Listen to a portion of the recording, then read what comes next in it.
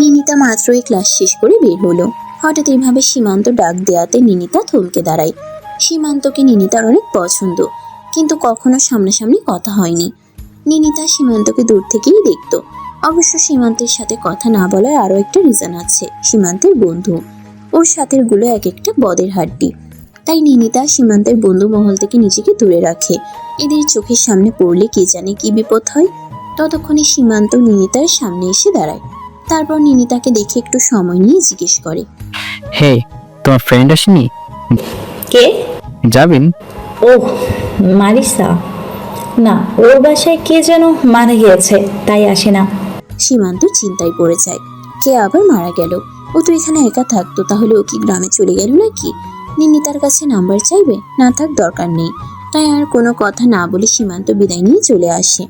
এদিকে নিনিতার অবস্থা তার উল্টো, কি হলো কিছুই তার মাথায় ঢুকলো না। এলো, মারিসার কথা জিজ্ঞেস করলো, চলে গেল। অদ্ভুত। সেদিনের পর কেটে গেছে প্রায় 7 থেকে 8 দিন। রোডের হোঠা ট্রাক করা এখন মারিসা মানিয়ে নিয়েছে। মারিসা ক্লাসে বসে বাইরে তাকিয়ে এটা ওটা ভাবতেই হুট করে সিনিয়রের কথা মনে পড়ে। মারিসা কিছুটা গ্যাস করেছে রৌদ্র আর সীমান্ত দুজনেই সেম এজের, তাহলে রৌদ্র এত পিছালো কি করে? হুট করে আবারও মনে পড়লো রৌদ্র এদেশে ছিলই না, তাহলে এত ফ্লুয়েন্টলি বাংলা কি করে বলে? আবার সবকিছুই পারদর্শিতার সাথে করে। আবার মনে পড়লো দাদু বলেছিল ছোট সাহেব মানে রৌদ্র ডি কেয়ার আর হোস্টেলে বড় হয়েছে, ওখানে নিজের কাজ নিজেই করতে হয়, তাই রৌদ্র নিজের কাজ নিজেই করতে অভ্যস্ত। একজন ছেলে হয়েও সব কিভাবে ব্যালেন্স করে কে জানে। এসব ভাবতে ভাবতেই পাশে কারো বসার অস্তিত্ব পেলেই সেদিকে তাকাতেই নিনিতাকে নজরে আসলো। নিনিতাও মারিসাকে দেখে হাসলো। আজকের প্রথম ক্লাসটা ক্যান্সেল হয়ে গেছে, তাই সবাই যে যার মতো আড্ডা দিচ্ছিল। মারিসা নিনিতাকে দেখে একটু এগিয়ে এসে বসলো। মারিসাকে এমন আচরণ করতে দেখে নিনিতারও কিছুটা কৌতূহল জাগে, তাই সেও এগিয়ে বসে। নিনিতা তার কাছে আসতেই মারিসা ফিসফিস করে বলে, Nina, maybe I am in love. মারিসার এমন কথায় নিনিতা ছটকা খেলো মনে হলো। সে বড় বড় নয়নে মারিসার দিকে তাকালো। সে কি সত্যি শুনছে নাকি ভ্রম? What did you so? I am in love Nina, and I am serious about this. নিনিতার কেন যেন মনে মনে ভাবলো মারিসা তার পরিচিত কারো নাম বলবে। আচ্ছা, মারিসা কি কোনোভাবে সিনিয়রকে পছন্দ করে? তাহলে কি বন্ধুত্বের খাতিরে তার পিছু হাঁটতে হবে? কিছুটা নড়বড়ে অনুভূতি নিয়ে কাপা গলায় শুধায়, হু ইজ দ্য ম্যান? নিনিতার প্রশ্নের গলাটা কেমন যেন লাগলো মারিসার কাছে, তবুও সেটা পাত্তা পেল না। মারিসা ভাবলো হয়তো এক্সাইটেড, তাই এমন শোনাচ্ছে। মারিসা নিজেও এক্সাইটেড। মারিসা আশেপাশে তাকালো, তারপর চোখ বন্ধ করে একটা লম্বা শ্বাস টানলো। এদিকে নিনিতাও বেশ অস্থির হয়ে আছে। মারিসা কিছু বলতেই যাবে, তার আগেই ক্লাসে সীমান্তের আগমন ঘটলো। তাকে দেখে নিনিতা হকচকালো, তবে মারিসা মনে মনে হকচকালেও মুখে তা প্রকাশ হয় না। নিনিতা মারিসা কিভাবে তাকিয়ে থাকতে দেখে থমকায়। মারিসা কি সিনিয়রকে পছন্দ করে? তার প্রতি ফল করেছে? নিনিতা মারিসা এবং সীমান্তের দিকে অবাক চোখে তাকায়। সীমান্ত এসে মারিসার সামনে দাঁড়ায়, তারপর জিজ্ঞেস করে, কোথায় ছিল এতদিন? আসনি কেন? মারিসা সীমান্তের এমন কথাই চমকায়। লোকটা কেমন অধিকার নিয়ে কথা বলছে। মারিসা কি উত্তর দেবে? তবুও হাসি হাসি মুখ করার চেষ্টা করেই বলল, আমি যে বাসায় থাকি ওই বাসার দাদু মারা গিয়েছে, তাই আসতে পারিনি। ওহ, সীমান্ত এতদিন একটা চিন্তা ছিল কে না কে মারা গিয়েছে। যদি মারিসা গ্রামে ফিরে যায় তাহলে সে আর আসবে না। মারিসার জবাবে ঠোঁট গোল করে শ্বাস ফেলে, তারপর বলে, কেমন আছো? মারিসা এই প্রশ্নের বিপরীতে হেসে জবাব করে, আমি ভালো আছি, আপনি? আমি ভালো। ক্লাস শেষ কি তোমার একটু সময় হবে? মারিসা অবাক চোখে তাকালো। কি এমন দরকার পড়তে পারে যে ওইভাবে দেখা করতে বলছে? মারিসা নিনিতার মুখের দিকে তাকালো। নিনিতা এখনো তবদা খেয়ে বসে আছে, তাই মারিসা ওখান থেকে চোখ সরিয়ে সীমান্তের দিকে তাকালো। সীমান্ত এখনো অনেকটা উৎসুকভাবে তার প্রতি উত্তরের অপেক্ষা করছে, তাই মারিসা বলল, ইম্পর্টেন্ট কিছু হলে এখানেই বলতে পারেন, ক্লাস শেষে পারবো না, আমার একটু তাড়া আছে। মারিসার এমন জবাবে নিনিতা হাফ ছাড়ে, তার মানে মারিসা যাবে না। কিন্তু সীমান্ত এমন রিজেক্ট আশা করেনি। তার মুখ শক্ত হয়ে এলো, কাটখাট গলায় বলল, ওকে। আর দাঁড়ালো না সীমান্ত। মারিসা আর নিনিতা একে অপরের দিকে তাকালো। ওর চলে যাওয়া দেখে দুজনেই ভীষণ রকম অবাক হয়েছে। সে কি বললো যার কারণে সীমান্ত এভাবে চলে গেল? সব অদ্ভুত মানুষের সাথে কি মারিসার পরিচয় হয়? সীমান্ত চলে যেতেই সেই টপিক অফ হলো নিনিতার প্রশ্নের কাছে। নিনিতা আবারও জানতে চাইল, Marisa, who is the man? Marisa নিনিতার দিকে তাকালো। নিনিতার মুখে আবারও আগের মতো কৌতূহল জেগেছে। মারিশা হাসলো। তার গালগুলো রক্তাভা পরে লাল দেখাচ্ছে। তা দেখে নিনিতার আরো আগ্রহ জাগে। সে মারিশার হাত ধরে আবারও বলে, who is the lucky one Marisa? Rudra. What, are you crazy? নিনিতার কথাটা শোনা মাত্রই কেমন করে চিৎকার দিয়ে উঠল। মারিশা নিনিতার দিকে তাকালো। তার সাথে ক্লাসে বাকি সবাইও তাদের দিকে তাকালো। নিনিতা নিজেকে সামলে নিয়ে আবারও ফিসফিস করে বলল, মতো নয় মারিসা, সে তোমাকে কখনোই ভালোবাসবে না। হিজ এ স্ট্রেঞ্জ ম্যান, সেটা তুমি জানো, আমিও জানি। তাহলে তুমি কিভাবে ওর প্রতি ফল করলে? How is this possible for you Maria? আমি তোমাকে ইন্টেলিজেন্ট ভাবতাম। তুমি যে এত বড় বোকামি করবে তা আমি ইমাজিনও করতে পারিনি। মারিশা অবাক চোখে তাকালো নিনিতার দিকে। সে জানে রৌদ্র অন্য সবার মতো না, অনুমতি প্রকাশ করতে পারে না, এটাও সত্যি। কিন্তু এই যে একসাথে থাকে, এটা মারিশা রৌদ্রের মধ্যে অন্য রৌদ্রকে আবিষ্কার করেছে, তাই তো ফলিন করেছে। মারিশা নিনিতাকে বোঝানোর ভঙ্গিতে বলল, তুই ভুল ভাবছো Ninita, he is a good man. তুমি গ্যারান্টি কিভাবে দিচ্ছ যে সে ভালো? তুমি আমার বাড়ির মালিককে চেনো? না। রুদ্র। ও ওয়েট, হোয়াট? হ্যাঁ, ঠিক শুনেছ। তুমি আর রৌদ্র তাহলে একসাথে? হ্যাঁ। নিনিতা চুপ হয়ে যায়। সে কিছু বলার মতো খুঁজে পেল না। অদ্ভুত সব ব্যাপার ঘটছে তার কাছে। অদ্ভুত সব ব্যাপার ঘটছে তার সাথে। একটা ব্যাপার ভেবে অবশ্য খুশি লাগছে যে মারিশা সীমান্তের প্রতি ফলিন করেনি। এসব ভাবতে ভাবতে ক্লাসে টিচার চলে আসলো। তারা ওই টপিক রেখে ক্লাসে মনোযোগ দিল। Are you serious Maria? মাঠে হাঁটছিল নিনিতা আর মারিশা। হঠাৎ প্রশ্ন করায় মারিশা থমকে দাঁড়ায়। তারপর নিনিতার দিকে প্রশ্নবোধক চাহনি নিয়ে কথাটা জিজ্ঞেস করে। কোন ব্যাপারে? নিনিতা এতে বিরক্ত বোধ করলো। মেয়েটা তত বোকা নয়। তাহলে তার কথা বুঝতে পারছে না কেন? নিনিতার কোথায় যেন শুনেছিল, মানুষ প্রেমে পড়লে কোনো কিছুতে হুঁশ থাকে না। এই মেয়েরও বোধহয় সেই প্রসেস চলছে। এই যে বোকার মতো প্রশ্ন করছে নিনিতাকে, নিনিতা তো তার কথাই জিজ্ঞেস করছে। নিনিতার কাছে রৌদ্রকে কোনো দিক থেকেই স্বাভাবিক লাগে না, তাই তো সে বেশ চিন্তিত এই ব্যাপারটা নিয়ে। কিন্তু দেখো, এই মেয়ের কোনো চিন্তাই নেই। আর মারিশা রৌদ্র দুজন দুই টাইপের। আদৌ এই সম্পর্ক আগাবে কিনা, বা রৌদ্র মারিশাকে পছন্দ করি না কিনা, তা নিনিতা নিজেই ভরসা পাচ্ছে না। সেখানে মারিশা এত নিশ্চিত কি করে হয়েছে? নিনিতার মাথা ধরে গেল। সে এবার মাথা নাড়িয়ে কিছু না বুঝিয়ে হাঁটা ধরলো। মারিশা খপ করে নিনিতার হাত ধরতেই নিনিতা চমকে উঠল। মারিশা নিজের ব্যক্তিত্বের খোলসের বাইরে এই কাজটা করলো। মারিশা কি করছে সে নিজেও কি আদৌ বুঝতে পারছে, নাকি আসলেই প্রেমে পড়ে মাথা নষ্ট হয়ে গেছে? কি হয়েছে? তুমি কিছু না বললে কোথায় যাচ্ছ? কিছুই বলার নেই মারিসা, বাসায় যাও, এগুলো নিয়ে ভাবো আসলেই তুমি প্রস্তুত কিনা। তুমি বলতে চাইছো আমি আমার অনুভূতি ঠিক ধরতে পারছি না? বলতে চাইছি না, বলছি।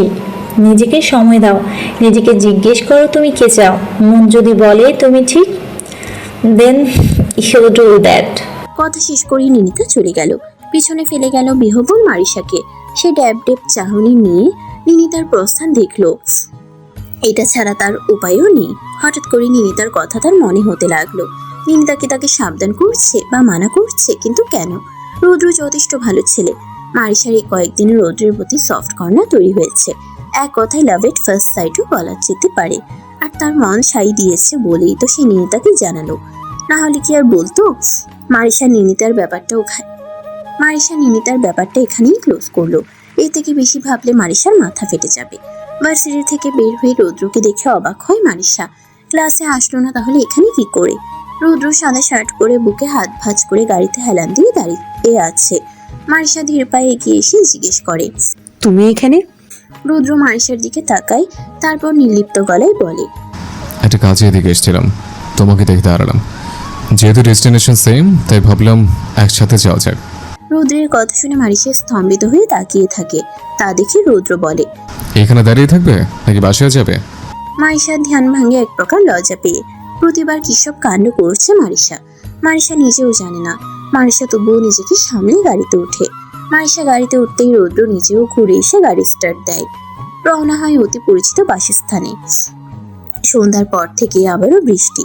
মারিশার কাছে মনে হলো এর থেকে ভালো অজুহাত আর একটাও হবে না রৌদ্রের কাছে যাওয়া। আচ্ছা, মারিশা কি দিন দিন বেহায়া হয়ে যাচ্ছে নাকি? আর ভাবতে পারলো না তার আগে আশেপাশের কোনো জায়গায় ভয়ঙ্কর রকমের একটা বজ্রপাত হলো। মারিশা কেঁপে উঠল, সাথে সাথে মারিশা আরো একটু গুটিয়ে গেল। তারপর ঘরের আলোটার দিকে তাকালো। এখন বিদ্যুৎ আছে, কতক্ষণ থাকবে তা মারিশা জানে না। কথাটা ভাবতেই বাসার বিদ্যুৎ বিচ্ছিন্ন হয়। মারিশার সারা শরীরে লোমকূপ কাটা দিয়ে ওঠে, ঠিক যেমন যেখানে বাঘের ভয় সেখানেই সন্ধ্যা হয়। অন্ধকারে থাকা অসম্ভব, এর থেকে মরে যাওয়া ভালো। মারিশা কিছুক্ষণ থম মেরে উঠে দাঁড়ালো। দ্রুত রুম থেকে বেরিয়ে সিঁড়ির কাছ থেকে উপরে তাকালো। মৃদু আলোর ছটা দেখা যাচ্ছে, তাই সেও সাহস নিয়ে রৌদ্রের রুমের কাছে আসে। নিজের জড়তা ভেঙে রৌদ্রের দরজা নক করতেই দরজা খোলে রৌদ্র। রৌদ্রকে এভাবে দেখে মারিশা স্তব্ধ। কি বলবে তার ভাষা খুঁজে পাচ্ছে না। রৌদ্র শুধু একটা ট্রাউজার পরা আর উন্মুক্ত শরীর, জিম করা বডিটা কেমন আকর্ষণীয় লাগছে। সাইড শীতে করা ঘন মসৃণ চুলগুলো কিছুটা কপালের উপর পড়ে আছে। মারিশাকে ওভাবে স্তব্ধ হয়ে দাঁড়িয়ে থাকতে দেখে রৌদ্র কপাল কুঁচকে যায়। মারিশা ওভাবেই তাকিয়ে আছে দেখে জিজ্ঞেস করে, কি হয়েছে? মারিশা চমকে উঠল। আশেপাশে এলোমেলো দৃষ্টিতে তাকিয়ে নিজেকে স্বাভাবিক করার চেষ্টা করলো। কিছু বলতে শুরু করার আগেই আরো একটা বজ্রপাত পড়লো। মারিশা স্তম্ভিত হয় আবারও। বিদ্যুৎ ঝলকানিতে মারিশার মুখ দৃষ্টিগোচর হয় রৌদ্রের। রৌদ্র বুঝতে পারে মারিশা ভয় পাচ্ছে, তাই দরজার সামনে থেকে সরে এসে মোমবাতি খোঁজে এবং মারিশা রৌদ্রের পিছনে পিছনে রুমে প্রবেশ করে এক পাশে দাঁড়িয়ে থাকে। আর রৌদ্র মোমবাতিগুলো হাতে পেয়ে সেগুলো জ্বালায়। 3টি মোমবাতির আলোয় ঘরটা কেমন মায়াবী হয়ে উঠেছে। মারিশা ততক্ষণ একটু শান্ত হয়ে গেছে। মোমের আলোতে রৌদ্রের ধূসর রাঙা চোখগুলো কেমন জলজল করছে। মারিশার এবার কেমন যেন বোধগম্য হয়, সে হয়তো রৌদ্রকে ভালোবাসতে শুরু করেছে। রৌদ্র মারিশার চোখে চোখ রাখে, মারিশাও চোখ সরালো না। রৌদ্র মারিশার চোখে চোখ রেখে এগিয়ে এলো একদম মারিশার কাছে। মারিশার কাছে এসে গম্ভীর কণ্ঠে বলে, হোয়াট? তোমার কি আবার প্যানিক অ্যাটাক হচ্ছে নাকি? মারিশা কোনো কথা না বলে চোখ নামিয়ে ফেলে। রৌদ্র আবারও জিজ্ঞেস করে, নেক্সট ফোবিয়া? মারিশা মাথা নিচু করে রেখে শুধু হ্যাঁ সূচক মাথা নাড়ায়। তা দেখে রৌদ্র বলে, হোয়াট ডু ইউ থিঙ্ক? এখন কি করবে?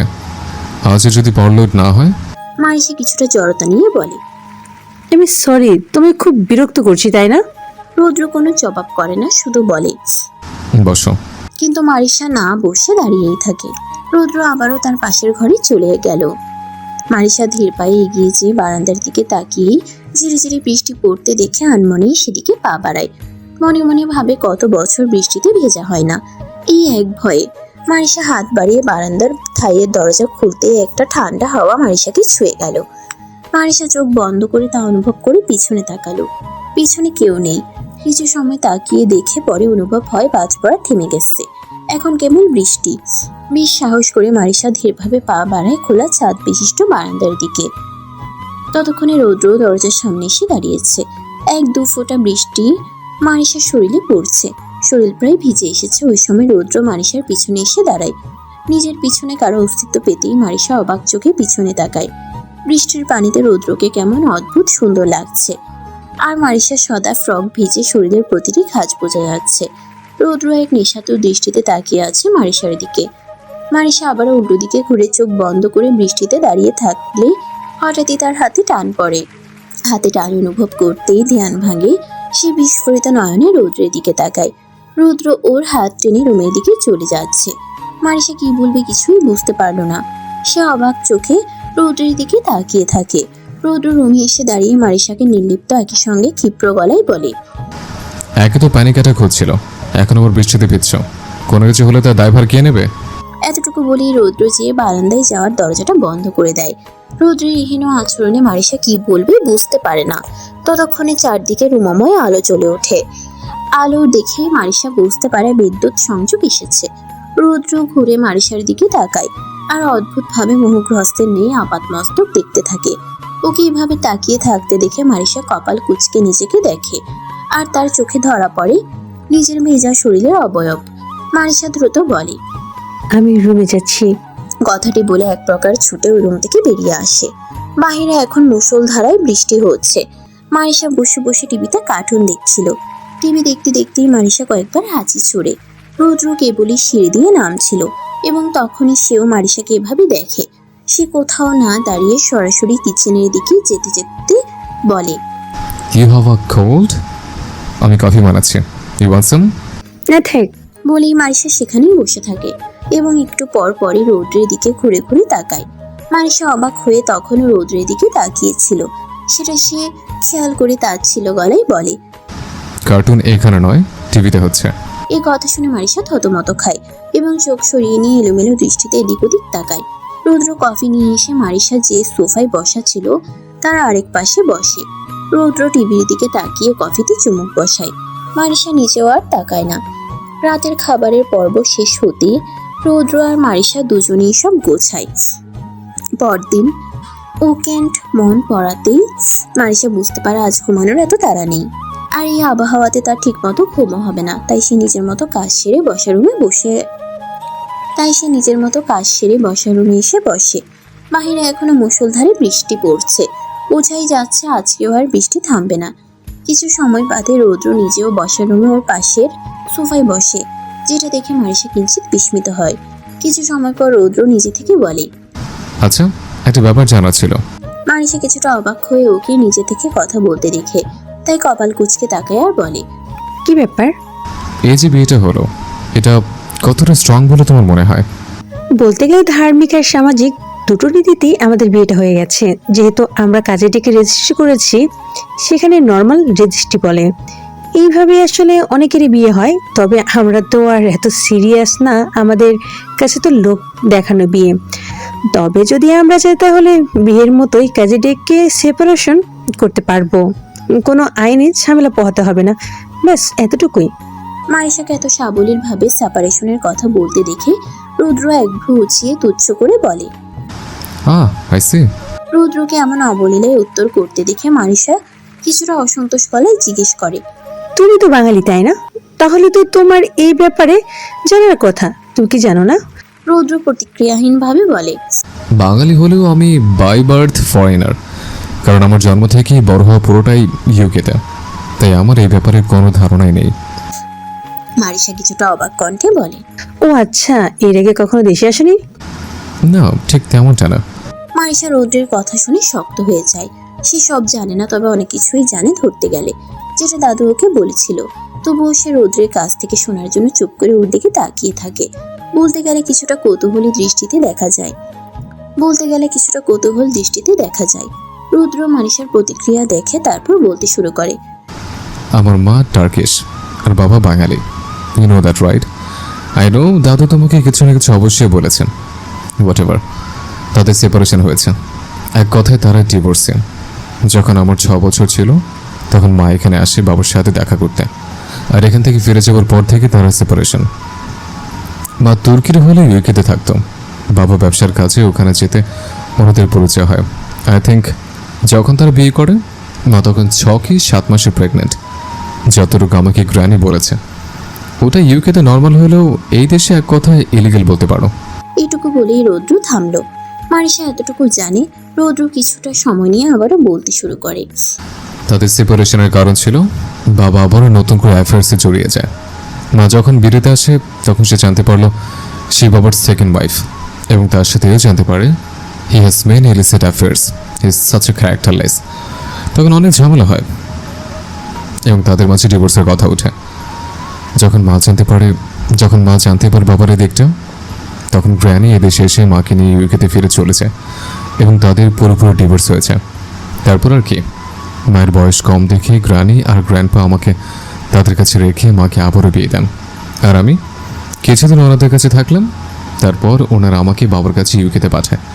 তখন তিনি ওখানে ছিলেন, পরিবারকে দেওয়ার মতো সময় ওনার ছিল না। যেহেতু প্রবাসী বাঙালির অভাব লন্ডনে ছিল না, তাই আমাকে একটি বেঙ্গলি চাইল্ড কেয়ারে পাঠানো হয়। নেটিভ ইংলিশ আর ফ্লুয়েন্ট বাংলা দুটোই সেখান থেকে জানা। পরবর্তী ঠিকানা হয় চাইল্ড হোম। সেখানে কিছু ঝামেলা হতো, ওখানকার সিনিয়র বাচ্চাগুলো প্রায় মারামারির মতো ঝামেলা করতো আমার সাথে। ওয়াশরুমে আজকে রাখাটা তাদের ডে রুটিন ছিল যেন। ছোট ছিলাম তাই ভয় পেতাম, লাভ হতো না। কমপ্লেন করলেও নো ফিডব্যাক। তাদের বকাচকা করলে পরে তারা এসে আবারও আমাকে একই রকম বিরক্ত করতো। প্রথম গ্র্যানি আর গ্র্যান্ডপা দেখা করতে আসতো, তারপরে বছরে একবার। আর গ্র্যান্ডপা মারা যাবার পর গ্র্যানি আসা বন্ধ করে দিলেন। তবে যোগাযোগ রাখতেন। আর মায়ের সাথে আমার যোগাযোগ ছিল না, ওভাবে ওখানে বড় হতে লাগলাম। ওদের কন্টিনিউয়াস অ্যাফ্লিকশনে ফেড আপ হয়ে একদিন কয়েকটাকে মেরেছিলাম। ওরা বেশ ইনজিওর্ড হলেও আমার কোনো রকম লাগেনি। ওর কথায় মারিসা চোখ বড় বড় করে ভ্যাবাচেকা হয়ে তাকালে রৌদ্র বলে, তেমন কিছু হয়নি, জাস্ট একটা হাত ভেঙেছিল আর একটু ইনজিওর্ড ছিলাম। তারপর একটু ভাবার চেষ্টা করে রৌদ্র আবার বলে, আর একটু ইনজিওর্ড হয়েছিল। সামনে দুটো দাঁতও পড়ে গেছিল মেবি। ওদের পর থেকে কেউ আর আসতো না আমার কাছে, ভয় পেত। আর এমনিতেই আমার একা থাকতে পছন্দ, তারপর আমাকে সবাই ভয় পেতে শুরু করেছিল। ব্যাপারটা আমি অনেক এনজয় করেছি। আমার গ্র্যানের কাছে কমপ্লেন গিয়েছিল যে হোমে মারামারি করেছে, but they don't have time for me. ওনার মানি পে করেই নিজেদের রেসপন্সিবিলিটি শো অফ করতেন। তারপর আর কি মিডল গ্রেড পাস আউট করলাম। ওখানে এন্ট্রান্স দিয়ে ভার্সিটিতে থাকা অবস্থায় হঠাৎ একদিন বাবা কল করে এদেশে আসতে বলে। মাকে পাইনি। বাবা যত যাই করুক হুট করে কল পেতে নিজেকে সামলাতে পারেনি, দেশে আসার জন্য রাজি হয়েছে। এখানে এসে অনেকে অ্যাজ ইউজুয়াল ডিসকভার করলাম। যদিও আগেই শুনেছিলাম তবু বিশ্বাস হতো না, বাট এখানে এসে নিজের চোখে দেখি he always need some women such. এতটুকু বলে রৌদ্র চোয়াল শক্ত করে, এরপর বলে, তার সাথে এ নিয়ে কথা কাটাকাটি হয়, তার কাছ থেকে চলে আসে। আর এই বাড়িটা হয়তো তুমি জানো ওনার, তবে এটা আমার নিজের টাকা দিয়ে কেনা। আমার তখন এখানকার সিটিজেনশিপ হয়নি, তাই ওনার নামেই বাড়িটা কিনতে হয়েছে। এতটুকু বলে রৌদ্র দীর্ঘশ্বাস ফেলে। না চাইতেও অনেক বলেছে সে। নির্লিপ্ত গলায় সে বলে, তোমার আমার প্রতি অনেক কিউরিয়াসিটি, তাই তোমাকে যতটুকু প্রয়োজন মনে হলো বললাম। আমার জগৎটা শুধুই আমার। আমি আমার জীবন আপন বলতে কাউকে পাইনি। এখন আমার কাছে সব আছে, কিন্তু আপন মানুষের কোনো প্রয়োজন নেই। তাই এখানে আমি কেবল তাকে এন্ট্রি নিতে দেব যে শুধু আমার সাথে আমার হয়ে থাকবে। তাই আমি আশা করি আমার কাছ থেকে দূরে থাকে শ্রেয়। এসব বলে মুখটা গম্ভীর করে রৌদ্র সেখান থেকে উঠে যায়। মানিসা চোখ থেকে দাদুর ওই কথাটাই মনে করে। দাদু ওই দিন তার ছেলের সাথে বলেছিল, বুঝি না, যার মা বাবা দায়িত্ব পালন করতে পারে না তারা কেন এই শিশুদের শৈশব কৈশোর নষ্ট করে? দেখতে দেখতে কেটে গেছে অনেকগুলো দিন। রৌদ্রের সাথে মানিসার সম্পর্ক আগের তুলনায় খুব একটা স্বাভাবিক হয়েছে এমনটা বলা যায় না। তবে মানিসাকে খুঁটিনাটি কাজ করতে আগের মতো অসুবিধা পোহাতে হয় না। যেমন একসাথে খাওয়া দাওয়া বা একসাথে টিভি দেখা, এগুলো ওদের মধ্যে ক্যাজুয়াল হয়ে গেছে। কারণ টিভির প্রতি অন্য সব ছেলেদের মতো রৌদ্র অতটা অফেন্ডেড না, বা এমনও হয় না যে সে এটা দেখবে না বা ওটা দেখবে না।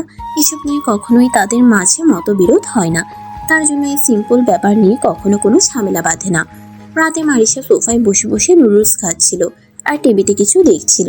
রৌদ্র এসে মারিসা যে সোফায় বসা সেই সোফায় মারিসার কিছুটা দূরে বসে।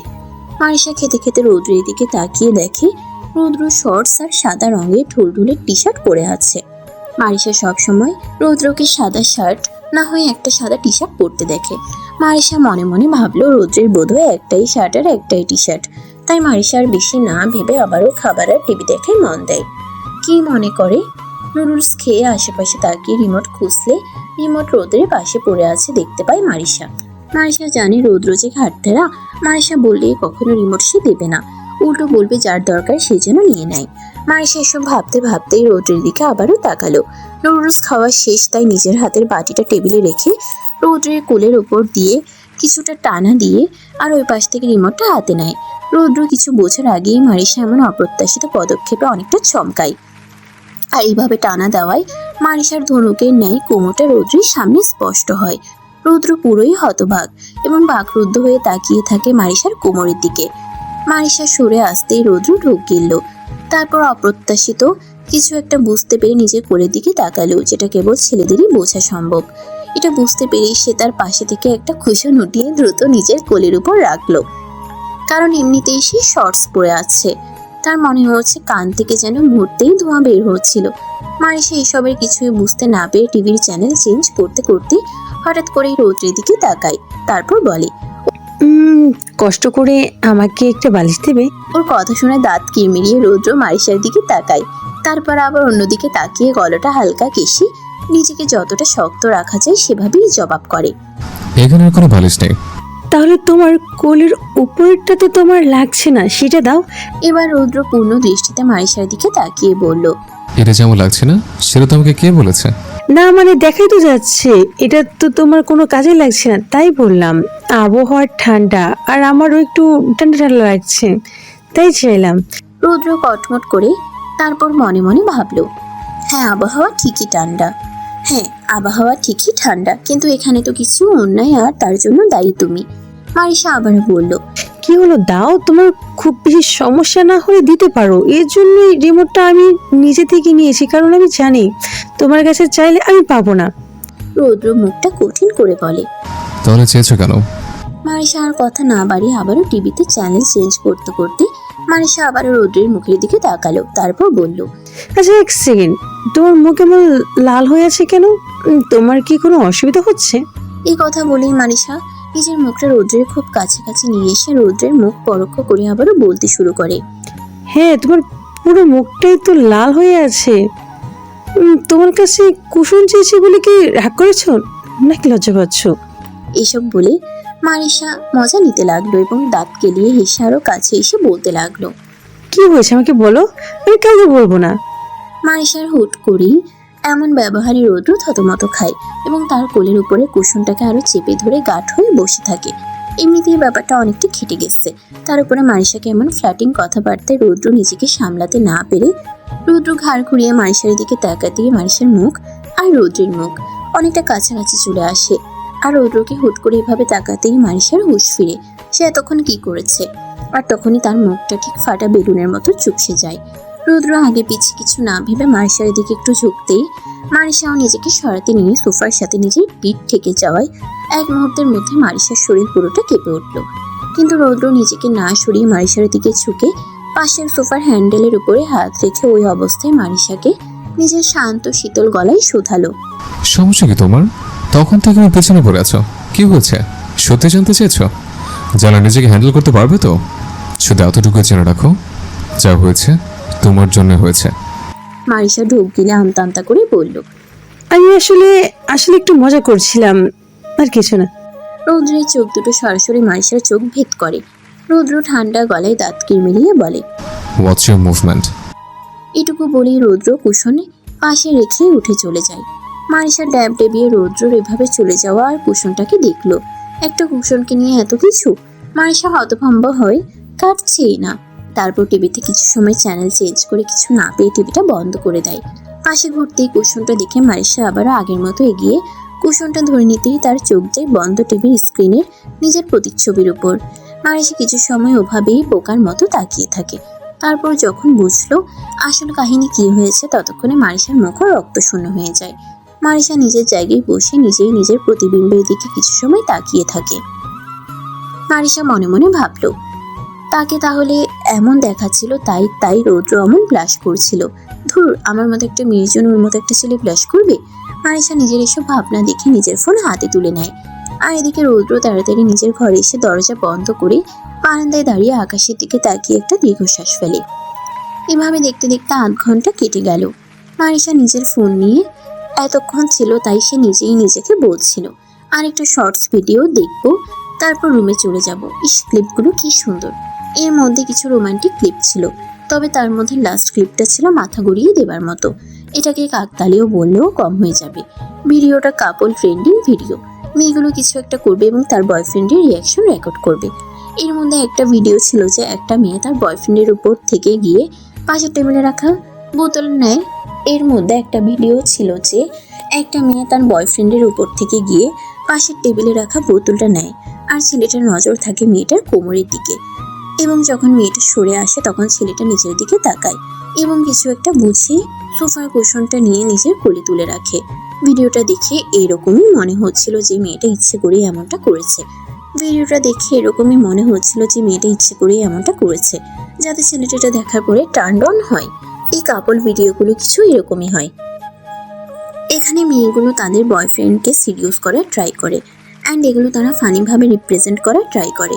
ভিডিওটা দেখার পর মারিসার চোখে হঠাৎ করে 8 ঘন্টা আগে তার সাথে ঘটা ঘটনাটা চোখের সামনে স্পষ্ট ফুটে ওঠে। Wait, what?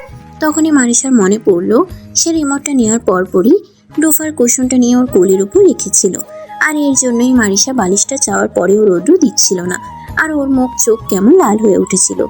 মারিসা নিজের চুল খামচে ধরলো এবং বলতে লাগলো, ইস, আমি কি স্টুপিড! আমি না বুঝি কি ঠিক কি করে ফেললাম। আমি ওকে আবার কত কি বলেও ফেললাম। ইস, আমি আগে কেন বুঝলাম না? ধুর, আশ্চর্য! আমি কি করে আগে বুঝবো যে ছেলেদের এমন হয়? ও শিট ম্যান, এটা এখনই কেন আমার সামনে আসতে হলো? বুঝিনি এখন কেন বুঝতে হলো? আর এখন আমি কিভাবে ওর সামনে যাব? আরে তাহলে তখনও এর জন্যই বলেছে, যা হবার সব আমার জন্য। ইস, এসব ভাবতেই মারিসার কান লাল গরম হয়ে উঠল। মারিসা আর ভাবতে পারল না। It's like a oops moment. Marisa নিজের গালে হাত রেখে বুঝলো তার গালও আগুনের মতো গরম হয়ে আছে। একটু আগে এসব নিয়ে ওকে মজা করছিলাম, এখন আমারই অবস্থা টাইট, এই জন্যই এই অবস্থা। এসব ভাবতে ভাবতেই মারিসা দৌড়ে নিজের রুমে এসে দরজা বন্ধ করে বিছানায় ধপাস করে শুয়ে পড়ে। এতটা অকওয়ার্ড মোমেন্ট তৈরি হলো, মারিসা রৌদ্রের সামনে যাবে কি করে। এসব ভেবে মারিসা লজ্জায় চোখ বন্ধ করে ফেলে। ঠিক ওই মুহূর্তেই মারিসার ভার্সিটির প্রথম দিনের ওকে ক্রস করা ছেলেটার ঝাপসা মুখ মারিসার চোখের সামনে ভেসে ওঠে। আর এক মুহূর্ত দেরি না করে মারিসার চোখ খুলে, আর মারিসার তখনই মনে হয় প্রথম দিনের ক্রস করা ছেলেটা রৌদ্র, সেম পারসন। কারণ সেটাই ছিল প্রথমবার যেদিন রৌদ্র আমার এত কাছ থেকে গিয়েছিল, আর আজকে দ্বিতীয়বার যে রৌদ্র আমার এতটা কাছে এসেছিল। তার জন্য প্রথম থেকে রৌদ্রকে আমার এতটা চেনা চেনা লাগছিল। বর্ষাকাল চলছে, মাহিরের সকাল থেকেই ঝিরিঝিরি বৃষ্টি পড়ছে। আজকে মারিসা ভার্সিটি এসেছে। পরপর 3টে ক্লাস করে মারিসা বিরক্ত সাথে ক্লান্ত। নিনিতা আর মারিসা ক্লাস শেষ করে বের হতেই সীমান্তর সামনে পড়ে। মারিসাকে দেখে সীমান্ত আলতো হেসে সামনে এসে দাঁড়ায়। তা দেখে মারিসা আর নিনিতাও হাসে। সীমান্ত এগিয়ে এসে মারিসাকে বলে, তুমি কি ফ্রি আছো? কিছু কথা ছিল। নিনিতা আর মারিসা একে অপরের দিকে তাকালো। তারপর সীমান্তের দিকে তাকিয়ে বলে, বলেন। সীমান্ত দুজনের দিকে তাকালো, তারপর বাহিরের অবস্থা দেখে বলল। হাঁটতে হাঁটতে বলি। মারিসা আবারও নিনিতার দিকে তাকিয়ে মাথা নাড়ল। বাহিরে হাঁটতে হাঁটতে সীমান্ত বলল, নোটিশ দিয়েছে? মারিসা জবাব দিল, হ্যাঁ, শুনলাম আর্টিকেট ডিপার্টমেন্টের ফ্রেশারদের নাকি ফাইনাল ইয়ারের সাথে প্রতি বছর নাকি একটা প্রজেক্ট হয়। হুম। সাথে সাথে নিনিতাও বলল, তার মানে আপনাদের সাথে আমাদের যেতে হবে? হ্যাঁ, তবে ঠিক তা নয়, গ্রুপ করে নেওয়া যাবে। যে গ্রুপে সম্ভবত 10 থেকে 12 জনকে দেওয়া হবে, কারণ 2 ইয়ার নিয়ে অনেক স্টুডেন্টের সবাইকে একই জায়গায় পাঠানো হবে না, সবাইকে ভাগ ভাগ করে দেশের বিভিন্ন জায়গায় পাঠানো হবে। তবে একটা কনফার্ম থাকতে পারো, তোমাদের এই গ্রুপ প্রজেক্টের লিডার প্রতি গ্রুপের ফাইনাল ইয়ারের কোন স্টুডেন্ট হবে। মারিসা বলল। তাহলে আপনার সাথে না হওয়ার চান্স আছে? সীমান্ত থমকে তাকালো, পূর্ণ দৃষ্টিতে তাকিয়ে বলল। অমর সাথে হলে কি খুব অসুবিধা হয়? সাথে সাথে নিনিতা বলল, আর না না না, তেমন না, একজনের সাথে হলেই হয়, আমাদের নম্বর দিয়ে কথা। কথাটি শেষ করে নিনিতা দাঁত গেলিয়ে হাসলো। তারপর মারিসার দিকে তাকিয়ে চোখ রাঙালো। মারিসা চুপ করে সব দেখলো। ওরা কথা বলতে বলতেই ভার্সিটির বাইরে এসে দাঁড়ালো। তারপর নিনিতা বিদায় নেয়। ততক্ষণে বাইরে বৃষ্টিও পুরোদমে নেমে গেছে। মারিসা আর সীমান্ত ভার্সিটির সামনের বাস স্টপেজে দাঁড়িয়েছিল। মারিসা বাহিরের দিকে দেখছিল। সীমান্ত কিছু সময় পর মারিসাকে পর্যবেক্ষণ করে মুখ খোলে। মারিসা? মারিসা প্রশ্নবিদ্ধ চোখে তাকালো। সীমান্ত চোখ সরিয়ে বাহিরের দিকে তাকিয়ে চুপ করে থাকলো। তাই মারিসা ভাবলো এমনি বোধহয় ডেকেছে। তাই মারিসাও চোখ সরিয়ে বাহিরের দিকে তাকালো।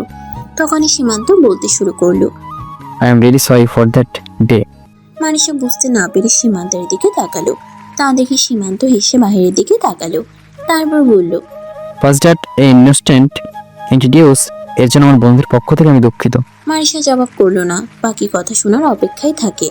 অপেক্ষা বড় করলো না সীমান্ত, সে আবারও বলল, প্রজেক্ট শেষ হওয়ার পরপরই আমাদের ফাইনালের এক্সাম, তাই আর দেখা হবে কিনা জানি না, তাই ওইসব ভুলের জন্য আগে ক্ষমা চাইলাম। এরকম ক্ষমা কি সবার কাছেই চান? সীমান্ত স্বাভাবিকভাবে জবাব করলো। না, তোমার কাছে চাইলাম। মারিসা পূর্ণ দৃষ্টিতে তাকিয়ে জিজ্ঞেস করলো, কেন? সীমান্ত পকেটে হাত ঢুকিয়ে কাঁধ উঁচিয়ে অনেকটা গাছারা ভাব নিয়ে বলল, জানি না কেন, মনে হলো সরি বলা উচিত তাই। কথা শেষ করেই সীমান্ত হেসে মারিসার দিকে তাকালো। মারিসা আর কিছু বলল না, তাই সে চোখ সরিয়ে বাইরের দিকে তাকালো। মারিশা নিশ্চুপ ভূমিকা পালন করে। বৃষ্টি ততক্ষণে ঝুম বৃষ্টিতে পরিণত হয়েছে। সীমান্ত সেদিকে তাকিয়ে নিচু গলায় বলল। তুমি কথা অনেক কম বলো। এবারও মারিশা নিশ্চুপ। সীমান্ত কিছু সময় ওর উত্তরের অপেক্ষায় থাকে, তবে উত্তর এলো না। সীমান্ত বাহিরের দিকে তাকিয়ে বলে। বৃষ্টি বেড়ে গেছে, চলো তোমাকে এগিয়ে দিয়ে আসে। মারিশা বিব্রত ভঙ্গিতে বলে। তার দরকার পড়বে না, I will manage. I guess তুমি পারবে না। মারিশা বিব্রত ভঙ্গিতে বলে। মারিশা প্রশ্নবিদ্ধ চোখে তাকালো। তা দেখে সীমান্ত আবারও হাসলো। তারপর সীমান্ত মারিশাকে চোখ দিয়ে মারিশার দিকে দেখলো।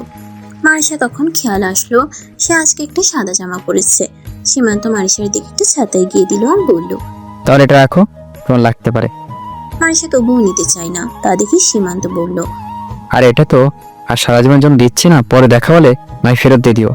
মারিশা কিছু সময় ওভাবেই সীমান্তের দিকে তাকিয়ে থাকে। হাত বাড়িয়ে ছাতাটা নিল। ছাতাটা নিতেই সীমান্ত হেসে ওখান থেকে বিদায় নিল।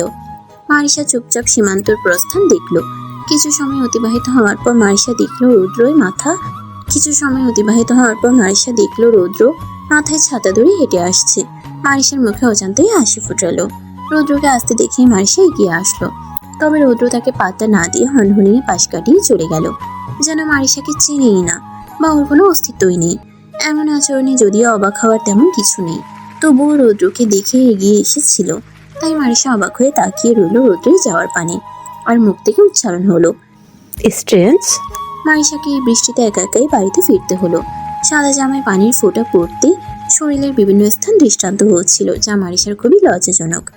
তাও মারিশা এক হাতে ছাতা আর এক হাতে ব্যাগ বুকের উপরে রেখে হেঁটে গেল বাড়ির দিকে। মারিশার সাথে আর রৌদ্রে দেখা হয় না। রাতে মারিশাও খেতে চায়নি, তাই দেখা হবার চান্সও নেই। পরের দিন ভার্সিটি এসে সর্বপ্রথম মারিশা সীমান্তকে খুঁজে বের করে। সীমান্ত অবাক হয়। মারিশাকে তার কাছে এসে তার সামনে দাঁড়াতে দেখে সীমান্ত এগিয়ে আসলো। মারিশা নিজের হাত কুচলিয়ে আশেপাশে তাকিয়ে নিজের ব্যাগ থেকে ছাতা বের করে হাত বাড়িয়ে ছাতাটা ফেরত দেয় এবং নিচু গলায় বলে। আপনার সাথে কিছু কথা ছিল। সীমান্ত ছাতাটা নিয়ে অবাক হওয়া গলায় জিজ্ঞেস করে। কিছু বলবে? কিছু হয়েছে?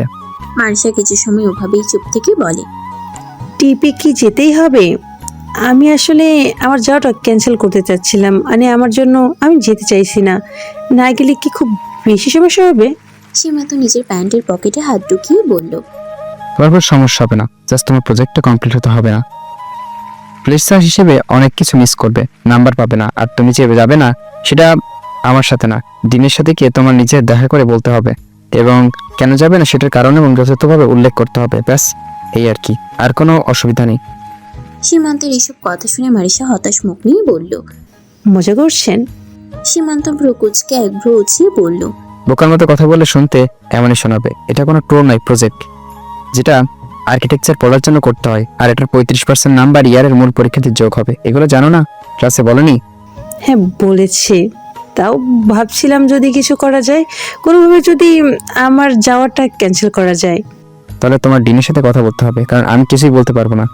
যখন আমার সাথে কোনো গ্রুপে কাজ করা শুরু করবে আর আমাদের আমাকে পাঠানো কোনো জায়গায় যাবে, সেখানে গিয়ে আমি টিম লিডার হলে তখন তোমার দায়িত্ব আমার। কারণ যাওয়ার না যাওয়ার এটা আমার হাত না। মারিশা মুখ গোমরা করে বলল। ও কেন চাইছো না? 4 দিন তো ব্যাপার, দরকার হলে তোমাকে আমার টিমে নিয়ে নিবো। তেমন কোনো রিজন নেই না যাওয়ার জন্য। আমি এমনিতেই যেতে চাচ্ছি না। যেখানে বেশি মানুষ থাকে সেখানে আমার যেতে ইচ্ছে করে না। সে তো এমনিতেই যেতে চাইছে না। মারিশা একটু পিছিয়ে এসে বলল। মারিশার এমন জবাব শুনে সীমান্তের কপাল আরো একটু কুঁচকে গেল। সে নিজের ঠোঁট কামড়ে কিছু ভাবলো, তারপর মারিশার দিকে তাকিয়ে জবাব করলো। বেশি মানুষ কোথায় পেলে তুমি? প্রতি গ্রুপে 10 থেকে 12 জন থাকবে। তোমার ক্লাসমেট 8-9 জন, বাকিরা সিনিয়র। এগুলো বেশি হয়ে গেল। মারিশা ঠান্ডা কণ্ঠে বলল। না। তাহলে? মারিশা আর কিছু বলার খুঁজে পেল না। সীমান্ত আবার বলল। তোমার তো কমই দিন, আমাদের সময় 6-7 দিন লেগেছে। বুঝলাম না তোমাদের তো কম বললো কেন। আমার মনে হয় না যে 4 দিনই কাজ কমপ্লিট হবে। যাই হোক, আর চিন্তা করার কি আছে? আর তোমার বন্ধুরা তো চাচ্ছই। একটু থেমে ধীরে বলল। আর আমি তো যাচ্ছি। এই কথাটা শুনে মারিশা অনেকটা বিরক্ত বোধ করলো আর বলল। আপনি তো শিওর কি করে যে আপনি আমাদের টিমেই যাচ্ছেন? হতে পারে, আমি তো তোমাকে বললামই, না হয় আমি তোমার টিমে নিয়ে নিব। মারিশা জোর গলায় বলল। তার কোনো দরকার পড়বে না, ধন্যবাদ। আমি যেতে না পারলেও আমার জন্য সবচেয়ে বেশি ভালো হতো। এতটুকু বলেই মারিশা সেখান থেকে প্রস্থান করলো। আর সীমান্ত তা দেখলো। আজকে উইকলি অফ ডে। বাইরে আজকে কোনো বৃষ্টি নেই, তাই মারিশা ভাবলো যেহেতু ট্রিপে যাওয়া লাগবে তাই কিছু জামা কাপড় ওয়াশ করলে ভালো হয়। যেভাবে সেই কাজ, জামা কাপড় নামিয়ে সেগুলো ভিজিয়ে রেখে পানি ছাড়তেই পানি পড়ে না, তাই ঝর্ণা ছেড়েও দেখলো না পানি নেই। এসে কিচেনে যেয়ে আবারও চেক করে ওখানে ঠিকই পানি আছে, তাহলে তার রুমেরটা নষ্ট। এখন এক বালতি কাপড়। অলরেডি আধ ঘন্টা হয়ে গেছে, এখন পানি পাই কোথায়? ইস, এবার একটা উপায় আছে যেটা মারিশা করতেই চাইছে না। মারিশা জানে না উপরওয়ালা ঠিক কী চাই, কেন বারবার ওর কাছেই উপরওয়ালা মারিশাকে যেতে বাধ্য করে। সব সমস্যার সমাধান কেন তার কাছেই যেতে হবে? সব সমস্যার সমাধান কেন তার কাছেই হতে হবে? দূর ভাল লাগে না। এরপর মারিশা কোনো উপায় না পেয়ে দোতলায় চলে গেল রৌদ্রের রুমে। দোতলায় উঠে দেখলো দরজাটা খোলা। আস্তে আস্তে রুমের একটু সামনে গিয়ে দাঁড়াতেই দেখলো ঘরটা অনেকটা গোছানো। ছেলেদের ঘর এতটা গোছানো থাকে জানা ছিল না, হয়তো এটা ছেলে সেজন্যই। ওর মধ্যে বাকি ছেলেদের মতো অভ্যাস বা স্বভাব অনেকটা অন্যরকম। যাই হোক, ঘরে তো কাউকে দেখা যাচ্ছে না। মারিশা আরেকটু এগিয়ে আসলো ঘরের দিকে। দরজাটা একটু খুলতেই ঘরের চারিদিকে চেয়ে দেখলো রৌদ্র নেই, তাই দরজাটা আরেকটু খুলেই চোখে পড়লো ঠিক বারান্দায় উল্টো মুখ করে রৌদ্র প্রসাব দিচ্ছে। সামনেই মেঝেতে ফুলটা নামিয়ে রাখা। সামনের দিকে মুখ থাকায় রৌদ্র মারিশাকে দেখতে পায়নি, তাই মারিশা একরকম বাধ্য হয়েই ডাকলো, রুদ্র। রৌদ্র ওই অবস্থাতেই মারিশার দিকে তাকালো। মারিশা এভাবে ওকে দেখে পুরো দমে গেল। রৌদ্র সেখান থেকে উঠে তারপর ফোনটা মেঝে থেকে উঠিয়ে বিছানাতে স্বাভাবিকভাবে ছুঁড়ে দিল। তারপর পাশে থেকে একটা তোয়ালে নিয়ে নিজের খালি গায়ের এবং হাতের ঘাম মুছতে মুছতে মারিশার দিকে আসতে লাগলো। এই প্রথমবার এত কাছ থেকে সে কোনো ছেলেকে দেখছে, তাও এভাবে। তার উপর সেটি রৌদ্র, তার উপর আবার সিক্স প্যাক। মারিশার সারা শরীরে লোম দাঁড়িয়ে গেল ওকে আসতে দেখে। রৌদ্র শুধু একটা কালো রঙের ট্রাউজার পরা। মারিশার কান গাল গরম হয়ে উঠল, কিন্তু মারিশাকে ঠান্ডা করে দিয়ে রৌদ্র ওর সামনে এসে দরজাটা ধপাস করে লাগিয়ে দিল। মুহূর্তেই মারিশা চোখ দুটো বড় করে স্তম্ভিত দৃষ্টিতে দরজার দিকে চেয়ে রইল। অদ্ভুত, আশ্চর্য রকমের অদ্ভুত। এটা কোনো ম্যানার্সের মধ্যে পড়ে? এটা কেমন ব্যবহার? এটা কিসের অহংকার? কিন্তু আমার তো ওকে দরকার, নয়তো আমার এত স্বাদের কাপড় নষ্ট হবে। ইচ্ছে করছে দরজা ভেঙে ওর সিল্কের চুলগুলো টেনে ছিঁড়ে ফেলি। এসব নিজেকেই বলতে লাগলো মারিশা বিরক্তভাবে। এসব ভাবতে ভাবতে মারিশা রৌদ্রের দরজায় একটা লাথি মারলো। আর একটা লাথি মারতে যাবে ঠিক তখনই রৌদ্র দরজাটা খুলে দেখলো মারিশা ওর দরজায় লাথি মারতে নিয়েছে। এটা দেখে তো রৌদ্র পুরো আগুনের মতো চোখ নিয়ে দু হাত ক্রস করে বুকের কাছে নিয়ে দাঁত কিরমিরিয়ে ওর দিকে তাকালো। মারিশা ঠোঁট কামড়ে রৌদ্রের দিকে বোকার মতো তাকালো। রৌদ্র ঠান্ডা গলায় জিজ্ঞেস করলো, কি করছিলে? আমার দরজা লাথি মারতে চাচ্ছিলে? যেন অনেকটা অবাক আর রাগ হয়ে কথাটা বলল। মারিশা ঠোঁটের কাছে হাত রেখে কিছুটা ভয় ভয় থেমে থেমে জবাব করলো, না, তেমন কিছু না। তেমন কিছু না মানে? আমি স্পষ্ট দেখলাম। হ্যাঁ, মেরেছি তো কি হয়েছে? তোমার সাহস কি করে হয় আমার মুখের ওপর দরজা বন্ধ করার? শয়তান ছেলে, তোর ওই সুন্দর সুন্দর সিল্কের চুলগুলো আমি ছিঁড়ে ফেলবো। নিজের ভাবনার মাঝেই রৌদ্র বলল। কি হলো, এমন স্ট্যাচুর মতো দাঁড়িয়ে আছো কেন? মারিশা নিজের ভাবনা থেকে বেরিয়ে এসে রৌদ্রের দিকে তাকালো। সে ঠিক ওই দিনের মতোই দরজায় এক হাত রেখে আরেক হাত নিজের কোমরে রেখে মারিশার দিকে তাকিয়ে আছে। কি কথা কেন বলছো না? আমি এক্সারসাইজ করছিলাম, তোমার জন্য চেঞ্জ করতে হয়েছে। কিছু বলার না থাকলে যাও, আমার কাজ আছে। কিছুটা তাচ্ছিলের স্বরে এই কথাটা বলল। এতক্ষণে মুখের উপর দরজা বন্ধ করার কারণ জানতে পেরে মারিশার অতৃপ্ত আত্মা যেন একটু হলেও শান্তি পেল। মারিশা বলল, না, কাজ আছে তো, তুমি একটু নিচে চলো আমার সাথে। পারবো না। মারিশা আবারও নিজের চুলার মতো গরম মেজাজ সাইডে রেখে বলল, দেখো, সমস্যা হয়েছে বলেই বলছি, নয়তো আসতাম না। তুমি চলো, দরকার আছে। আমি জানি সমস্যা হয়েছে, কারণ তুমি কেবল আমার কাছে সমস্যা হলেই আসো। তাছাড়া কোনো কারণ দেখছি না আমার কাছে আসার। তাহলে যে বলছো যাবে না, সমস্যা হয়েছে জেনেও যাবে না? মারিশা কিছুটা রেগে বলল। রৌদ্র শান্ত গলায় বলল, না, যাবো না। নিজের সমস্যা নিজে সলভ করো। আশ্চর্য, তোমার বাড়ির সমস্যা কি করে আমি সলভ করব? পারলে কি আর আসতাম? এসব বলে মারিশা কিছুটা রেগে নিচে চলে গেল। রৌদ্র আর চোখে তাকিয়ে রইল। তারপর দরজা থেকে সরে দাঁড়িয়ে দরজাটা ধারাম করে লাগিয়ে নিচে যাওয়ার জন্য পা বাড়ালো। আর সে শব্দ শুনে মারিশা বুঝলো রৌদ্র নিচে আসছে, তাই নিজেই নিজেকে বলল, ওর সাথে রেগে কথা বললে আমারই লস। মাথা ঠান্ডা রেখে কথা বলতে হবে, ঘাটতেরা ছেলে কোথাকার। রুদ্র এসে কিছু না বলেই পকেটে হাত রেখে সোফায় বসে পড়লো। একটা কালো রঙের ঢুলঢুলে টি শার্ট পরে এসেছে। বসেই মারিশার দিকে জিজ্ঞাসূচক দৃষ্টিতে তাকিয়ে রইল। মারিশা কিছুটা ভ্রু কুঁচকে ইতস্তত করে বলল, নিচের বাথরুমে শাওয়ারটা কাজ করছে না সকাল থেকে, তুমি একটু দেখবে? ওর কথা শুনে রুদ্র উঠে দাঁড়িয়ে বাথরুমের দিকে যায়। মারিশাও পেছনে যায়। বাথরুমে রুদ্র ট্যাপ চেক করে বাইরের কিচেনের দিকে যেতে লাগলে মারিশা ওর পিছনে যেতে যেতে বলে, কিচেনের সব ঠিক আছে, শুধু বাথরুমের সমস্যা মানে হচ্ছে আমি কতগুলো কাপড় ভিজিয়েছি, এখন আমি কি করব? আমি পানি পাবো কোথায়? প্রায় 1 ঘন্টা ধুতে চললো, কত কাজ বাকি। রুদ্র ওর এসব কথায় থমকে দাঁড়ালেও মারিশা দাঁড়িয়ে পড়ে। রুদ্র বলে, এসব আমাকে কেন বলছো? আমি বলেছি কাপড় ভেজাও, না আমাকে জিজ্ঞেস করে ভিজিয়েছ? আগে কেন চেক করনি পানি আছে না নেই? স্ট্রেঞ্জ। আরে আমি কি করে বুঝবো ট্যাপটার শাওয়ারটা যে দুটোই নষ্ট হবে? কাল রাতে উঠতে সব ঠিক ছিল। মারিশা মনে মনে ভাবলো, অনেকদিন তাদের মধ্যে আর কথা হয় না। লাস্ট যতটা হয়েছিল তো সেটা এম্বারেসিং মোমেন্টের পর থেকে তো সামনাসামনিও হয় না। যাই দেখা হয়েছে সে কলেজ যতটুক, তাও যেন রুদ্র কখনোই সেভাবে পাত্তা দেয়নি। তাহলে এত রুট ব্যবহার কেন? কি করেছি আমি? রুদ্র আবার এসে সোফায় বসলো। মারিশা বুঝলো না এবার কি বলবে। রুদ্র স্থির চাউনিতে মারিশার দিকে তাকিয়ে বলল, তুমি এই বাড়িতে 5 মাসে বেশি দিন ধরে আছো? আমি এসেছি 3 মাসে বেশি। আর আমাদের বিয়ে, নকল বিয়ে হচ্ছে কতদিন? রুদ্র নাক ঘষে বলল। মারিশা একটু বিরক্ত হয়ে বলল, আমি কতদিন এসেছি তুমি সেটা জানো?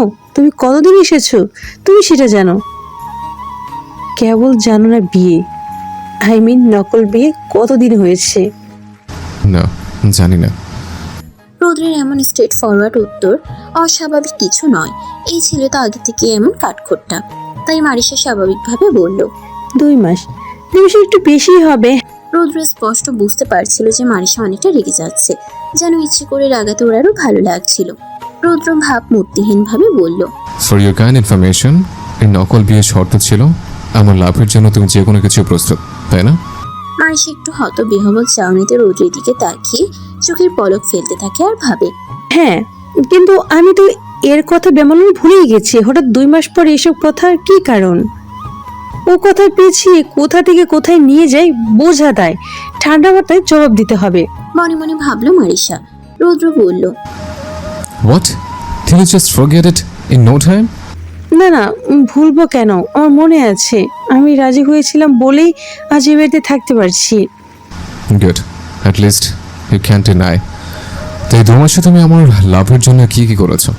Exactly what have you done for me? Marisha আস্তে করে বলল, কিছু না। ওটা তোমার জন্য আমার সব করতে হচ্ছে। রুদ্র অনেকটা অ্যাগ্রেসিভলি বলে উঠল, প্রতিটা সময় তোমার প্রতিটা সমস্যা আমি দেখেছি, আর তুমি আমার কাছে এসছো সলভ করার জন্য। এই 2 মাসে আমি ক্ষতি ছাড়া কোনো লাভ তো দেখিনি আমার। মারিশা একদম চুপসে গেল। কিছুটা সাহস নিয়ে বলল, তোমার কি ক্ষতি করেছি আমি? এই যে শাওটা নষ্ট হলো, যখন তখন নোটসের জন্য পেছনে দৌড়ানো, আমাকে ডিস্টার্ব করা, আর বাজ পড়লে আমাকে জড়িয়ে ধরা, ভয় পেয়ে আমার ঘরে যাওয়া। রুদ্র কথা শেষ না করতেই মারিশা বলল, এতে তোমার কি ক্ষতি হয়ে গিয়েছে? এগুলো কি ক্ষতির মধ্যে পড়ে? মারিশার মুখটা একদম ছোট বাচ্চাদের মতো হয়ে গেল। এগুলোই ক্ষতি। এগুলোর জন্য তুমি যখন তখন আমার কাছে আসো। অন্য কোনো ছেলের জন্য হয়তো এগুলো আনন্দের, কিন্তু আমার জন্য না। তাই আজ এখন আমি তোমাকে কিছু শর্ত দেব। এখন থেকে আমার বাড়ি থাকতে হলে তোমাকে সেসব মেনে চলতে হবে। মারিশা শুধু চোখ দুটো নিচু করে রাখলো আর রোদ্রের দিকে তাকালো না। রুদ্র এবার ঠান্ডা গলায় বলতে লাগলো, আজকে থেকে বৃষ্টি হোক, বাজ পড়ুক, লোডশেডিং হোক, what ever happened in this world, আমার কাছে আসবে না, আমার রুমে যাবে না। অ্যান্ড আজ থেকে তুমি রান্না করবে। মারিশা চমকে বলল, তোমার জন্য আমি রান্না করব? আমি কখন বললাম তুমি আমার জন্য রান্না করবে? যার যেটা সে করবে। না, আমি বলছিলাম। মারিশাকে থামিয়ে রুদ্র বলল, don't talk in middle, let me finish first. যখন তখন আমার ঘরে যাবে না, আর এখন থেকে সারা বাড়ি তুমি পরিষ্কার করে রাখবে। I hate darts. মারিশা বলল, কিন্তু আমি তো সারা বাড়ি পরিষ্কার রাখি। আমি আসার পর কখনোই দেখিনি, তাই বললাম। আমি আমার দেখার বেসিসে বললাম পরিষ্কার রাখলে ভালো, আর হ্যাঁ, আমার ঘরে পরিষ্কার রাখবে। মানে কেন? কারণ তোমাকে সারা বাড়ি পরিষ্কার রাখতে বলেছে, আর সারা বাড়ির মধ্যে তো আমার ঘরও পড়ে, isn't it? তবে আমার ঘরে বেশি কিছু করতে হবে না, হালকা পরিষ্কার করলেই হবে, কারণ আমার জিনিস ধরা আমার পছন্দ নয়। রান্না যখনই করবে আগে বা পরে কিচেন পরিষ্কার করে রাখবে। শাওয়ার আমি ঠিক করার ব্যবস্থা করতেছি, তবে তার টাকা তোমাকে দিতে হবে। For now that's all. Marisha শুধু রৌদ্রের দিকে চেয়ে রইল, আর রৌদ্র মারিশার দিকে। মারিশা একদম ঠান্ডা গলায় বলল, আর এখন কি হবে আমার কাপড়? রৌদ্র তার ছেলের স্বরে সোফা থেকে উঠে দাঁড়িয়ে বলল। কেন? তার জন্য তুমি আছি, আমার রুমে চলে যাবে। মারিশা খুব মন খারাপ করলো আর চুপ করে বলল। আমি অপেক্ষা করব এখানে ট্যাপ ঠিক না হওয়া পর্যন্ত? রৌদ্র বলল, হ্যাজ ইউ উইশ। আমি লোক খুঁজতে যাবো, নিয়ে আসবো, তবে তারা সেটা ঠিক করবে, আর সমস্যাটা ট্যাপে না পাইপে। সো ততক্ষণ তুমি ওয়েট করতে পারলে I don't have any problem. Marisha কোনো কথা না বলে রৌদ্র বলে, যাও আমার বাথরুম থেকে সব কাজ ছেড়ে নাও। সারা সকলের জন্য এত হাইপ করেছো, এখন ওয়েট করার কথা কেন বলছো? মারিশা আর কিছু না বলে চুপ করে চলে যায়। রৌদ্র বেরিয়ে যায়। রৌদ্র ফিরে এসে দেখলো মারিশা নিচে নেই, তো সে উপরে তার ঘরে গেল। গিয়ে দেখলো মারিশা তার সাজানো বুকশেলফ থেকে কোনো একটা বই নাড়াচাড়া করছে। রৌদ্র বলল। কি করছো? মারিশা চমকে গিয়ে রৌদ্রের দিকে ঘুরে তাকালো, আর তাড়াতাড়ি করে বইটা রেখে দিয়ে বলল, না, দেখছিলাম তুমি বললে না পুরো ঘর পরিষ্কার করতে, তাই দেখলাম বইগুলো ধুলো জমেছে, একটু ক্লিন করতে হবে। রৌদ্র ঘরে ঢুকে বলল, তোমার কাজ শেষ? শেষ হলে চলে যেতে পারো, এখন আমার ঘর ক্লিন করতে হবে না, পরে করো। কিন্তু আমি তো সারা বাড়ি আজকে পরিষ্কার করবো ভেবেছি। Do it, nobody forbid you, কিন্তু আমার রুম না। তাহলে তোমার এই একটা রুম আমার আবার কাল পরিষ্কার করতে হবে? হ্যাঁ করবে, দরকার হলে করবে না। দেখো রুদ্র, এমন কেন করছো? মারিশা বিরক্ত হয়ে বলল। এই প্রথমবার এত মাস সাথে থাকার পর রৌদ্রকে রৌদ্র বলে সম্বোধন করায়। রৌদ্র বিছানায় বসে এক ভ্রু উঁচিয়ে পাভাটের মতো চেয়ে বলল, বিয়ে করেছে? এখনো তো কিছু করিনি। এমন কথা সাথে এমন ভাবে তাকানো দেখে মারিশা কিছুটা থতমত খায়। তারপর বলে, এখনো তো কিছুই করিনি মানে? তাহলে কি করবে তুমি? রুদ্র বিছানায় নিজের দুহাত দুপাশে রেখে ওর আগের দৃষ্টি বজায় রেখেই মারিশাকে বলল, করার তো অনেক কিছু আছে, সময় হলেই দেখতে পারবে। রৌদ্রের মতো ছেলের মুখ থেকে এহেন কথা শুনে এতটাই হতভম্ব যে কথাটাকে ভালোভাবে নেবে নাকি খারাপভাবে নেবে তা বুঝলো না। রৌদ্র বলল, তোমার কাজ তো শেষ, তাহলে নিচে যাও। মারিশা বলল না। আমি ঘর পরিষ্কার করব, তোমার ঘর ক্লিন করে একেবারে নিচে চলে যাব, আমার অনেক কাজ বাকি আছে এখনো। রৌদ্র বলল, না এখন না, আমার কাজ আছে। এই কথা বলে রৌদ্র বিছানা ছেড়ে উঠে দাঁড়িয়ে বারান্দার সামনে আসলো। মারিশা রৌদ্রের দিকে তাকিয়ে বলল, ঠিক আছে, তুমি কাজ করো, আমি এদিক থেকে ক্লিন করা শুরু করি, অথবা তুমি নিচে গিয়ে বসো, এখানে কাজ শেষ করে আমি তোমাকে ডাকবো। রৌদ্র একই ভঙ্গিতে বলল, না আমি এখন আর নিচে যাব না, তুমি চলে যাও, কাল করো যা করার। বারান্দার দিকে মুখ করে রৌদ্র বলতে লাগলো, আরে আমি তো তোমাকে কোনো কাজই করতে দেখছি না, কি কাজ আছে তোমার? তুমি তো তখন থেকে এখানে দাঁড়িয়ে আছো। রৌদ্র দুহাত বুকের উপর ক্রস করে রেখে বাইরের দিকে চোখ রেখেই ঠান্ডা গলায় বলল। তুমি বুঝবে না। মারিশা কিছুটা রেগে বলল, কি বুঝবো না? তুমি তো দাঁড়িয়ে আছো, কোনো কাজ তো করতে দেখছি না, তাহলে আমি আমার কাজটা শেষ করি। এটাই কাজ। কেন? এখানে আমার সাথে দাঁড়িয়ে থাকতে কি তোমার কোনো সমস্যা হচ্ছে? তুমি তো যেখানে সেখানে দাঁড়িয়ে থাকো, কই তখন তো তোমার খারাপ লাগে না? এখানে দাঁড়িয়ে থাকতে কিছুক্ষণ তোমার এত অসুবিধা? অ্যাটলিস্ট এটা তো রাস্তার কোনো যাত্রী ছাউনি না। কিছুক্ষণ থেমে বলল। রৌদ্র কথাগুলো প্রচন্ড রুডভাবে বলল। মারিশা কি বলবে বুঝতে না পেরে বলল, ঠিক আছে, তুমি কাজ করো, কিন্তু ঘর আজই ক্লিন করব, তোমার শেষ হলে আমাকে ডেকো। এই বলে রৌদ্রের পাশ কাটিয়ে চলেই যাচ্ছিল, তখন রৌদ্র একরকম রেগেই বলল, আমি কাউকে ডাকতে পারবো না, আমি নিচে যাচ্ছি। Do it as fast as you can. বলেই তার ছেলের স্বরে এমন একটি আওয়াজ করে মারিশাকে পাশ কাটিয়ে চলে গেল। মারিশা এই রাগের কোনো কারণই খুঁজে পাচ্ছিল না। যাত্রী ছাউনিতে তো ওই দাঁড়িয়েছিল, আর সেখানে রৌদ্রই তো ওকে ইগনোর করেছিল। যাই হোক, মারিসা কাজে মন দিল। কাজ শেষ করে মারিসা নিচে গিয়ে দেখলো রৌদ্র সোফায় বসে এক হাত সোফার উপরে দিয়ে আরেক হাতে রিমোট নিয়ে পায়ের উপর পা তুলে টিভি দেখছে। মারিসা ঘরে ঢুকলে রৌদ্র যেন ওকে দেখতেই পেল না, এমন ভাবে টিভি দেখতে লাগলো। মারিসা বলল, তুমি যেতে পারো। বলতেই রৌদ্র উঠে দাঁড়িয়ে বলল, আমি কাউকে খুঁজে পাইনি ট্যাপ ঠিক করার জন্য। তাহলে এখন? ফর নাও কি আর করার, আমার ঘরেরটাই শেয়ার করো। রৌদ্র চোখ ঘুরিয়ে বলল, কিন্তু তাতে তো অনেক অসুবিধা হয়ে যাবে না? না মানে একটা ওয়াশরুম ঝামেলা হয় না? হলে কিছু করার নেই, আর এমনিতেও 2 দিন বাদে তো ট্যুর, তখন তো আর কোনো প্রবলেম নেই। এই 2 দিন ম্যানেজ করতে হবে। যদি আমি পারি তাহলে এই 2 দিনের মধ্যেই ট্রাই করব, আর না পেলে সেখান থেকে আসার আগেই কিছু একটা ব্যবস্থা করব। তাছাড়া তোমারও তো চিন্তা কি আছে? সমস্যা তো হবে আমার, কারণ আমার ওয়াশরুম শেয়ার করতে হচ্ছে। তোমার তো কোনো ক্ষতি হচ্ছে না। রৌদ্রের শেষের কথা শুনে মারিসা নিজের 2 হাত বুকের উপর ক্রস করে রেখে বলল, ঠিক আছে, তোমার এই ক্ষতিও আমি পূরণ করে দেব। তুমি শুধু আমাকে বলো কিভাবে পূরণ করতে হবে। রৌদ্র আলতো শ্বাস নিয়ে 2 ঠোঁট হালকা করে চেপে বলল, ভেবে বলছো? Are you in sure sense? হ্যাঁ, সজ্ঞানে বলছি। আমি ক্লান্ত, প্রতিবার তোমার ক্ষতির কথা শুনতে শুনতে আমি ক্লান্ত। আমি সব করতে রাজি আছি তোমার সকল ক্ষতি পূরণের জন্য। এই কথা বলেই মারিসা চোখ নামিয়ে সেখান থেকে নিজের ঘরে চলে গেল। রৌদ্র এবার মারিসার যাওয়ার দিকে চেয়ে বলল, ক্ষতিপূরণ তো তোমাকে দিতে হবে। আমার প্রতিটা সাহায্য আমি তোমার কাছ থেকে উসুল করব। এ পর্যন্ত আমি তোমাকে 2বার ওয়ার্ন করেছি। From now no more warning, only action will speaks. It's just the beginning of punishment. Shorty. রাত 9:45। সারাদিন কাজ করে মারিসা প্রচুর ক্লান্ত। বাইরে মেঘ ডাকায় হঠাৎ মনে হলো ছাদের কাপড়গুলো আনা হয়নি। দৌড়ে ছাদে গিয়ে কাপড়গুলো নিয়ে নামতে যাবে, দেখলো রৌদ্রের ঘর বাইরে থেকে আটকানো। মেঘ ডাকছে, এই সময় এত রাতে কোথায় গেছে? মনে হয় কোনো প্রিয়জনের সাথে দেখা করতে গেছে। তাতে আমার কি? মারিসা অভিমানের সুরে নিজেই এগুলো বলতে বলতে সিঁড়ি দিয়ে নিচে নামছিল। যেহেতু মারিসা কিছুটা শর্ট, তাই বিছানার চাদর আর ওড়নাগুলো সিঁড়িতে ওর পায়ের সাথে জড়িয়ে যাচ্ছিল।